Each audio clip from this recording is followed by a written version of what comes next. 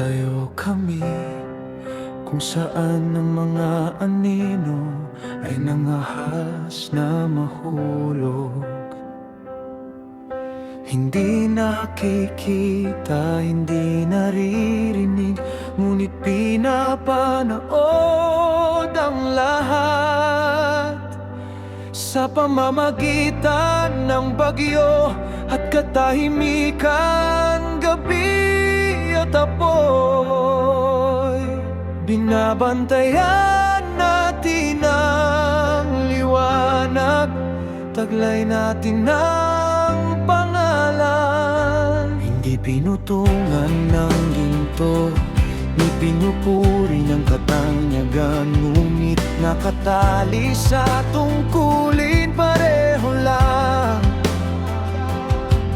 Kung saan maaring tumaas ang takot, mananatili tayo ang kalasag laban sa dilim at sakit, upang protektahan, upang maglingkod, upang tumayo, upang iangat ang mahina na may matatag na kamay sa pinakamadilim na oras, sa pinakamabangis na bagyo. Binabantayan natin ang liwanag, ang ating tunay na anyo.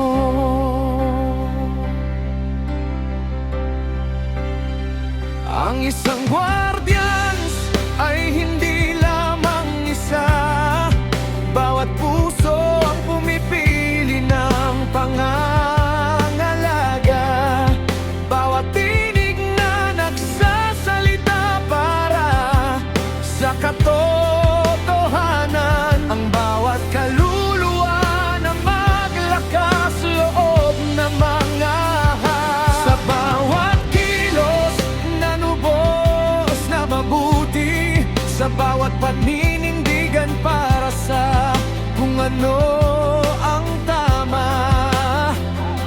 Ang mga guardians ay bumangon sa ating lahat, mga ordinaryong tao nagliliwanag, upang protektahan, upang maglingkod, upang tumayo, upang iangat ang mahina na may matatag na kamay sa pinakamadilim na oras, sa pinakamabangis na bagyo.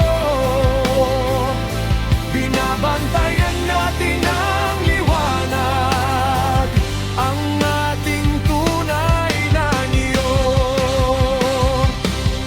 Walang awit na inaawit, walang mga banner na nakataas, ngunit ang kasaysayan ay yumuko kung saan sila dumaan, para sa bawat hinaharap na hindi nasisira.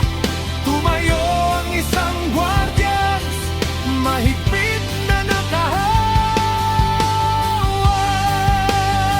upang protektahan, upang maglingkod, upang tumayo, upang iangat ang mahina